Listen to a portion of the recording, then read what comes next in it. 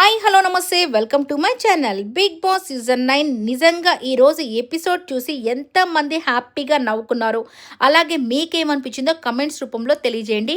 So నాకైతే ఈరోజు episode మాత్రం సూపర్ అంటే సూపర్గా అనిపించింది. నిజంగా ఎంతోమంది ఈ వారం రోజుల్లో జరిగిన వాటన్నిటి గురించి మాట్లాడాలని ఎంతోమంది అనుకుంటారు.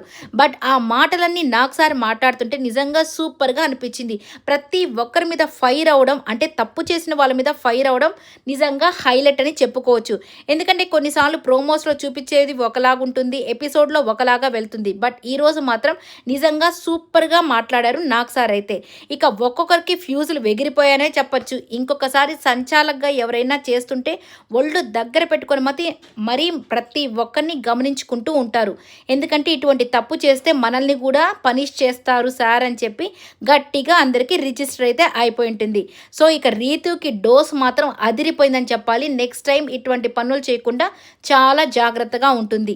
అలాగే తనను కూడా తను మార్చుకుంటే ఇంకొన్ని రోజులు హ్యాపీగా సర్వైవ్ అవ్వగలదు. ఇక డీమాన్ పవన్ కెప్టెన్సీ బ్యాచ్ పోతే కొద్దిగా బాధ అనిపించింది. బట్ వాట్ ఎవర్, ఇటువంటి తప్పులు చేస్తే ఖచ్చితంగా ఇటువంటి పనిష్మెంట్స్ తప్పవు కదా.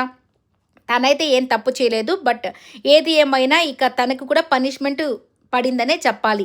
ఇక ఓనర్స్ కాస్త టెనెంట్స్ అయిపోయారు, టెనెంట్స్ కాస్త ఓనర్స్ అయిపోయారు. సూపర్ హ్యాపీగా ఉన్నారు.